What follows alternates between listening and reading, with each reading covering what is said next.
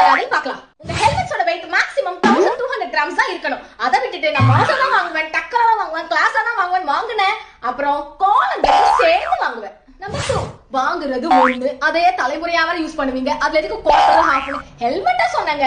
ஆண்களும் சரி பெண்களும் சரி ப்ளீஸ் ஃபுல் ஹெல்மெட் யூஸ் பண்ண ட்ரை பண்ணுங்க. ஏன்னா 60 to 70% ஆஃப் ஆக்சிடென்ட் கேசஸ்ல உங்களோட ஃபேஷியல் போன்ஸ் தான் அதிகமா அஃபெக்ட் ஆகும். இதனால சாப்பிட முடியாது, குடிக்க முடியாது, ஏன் பேச கூட முடியாது லைஃப் ஃபுல்லா. It is very difficult to repair your facial bones. So please use the full helmet and not the 3/4 or the half.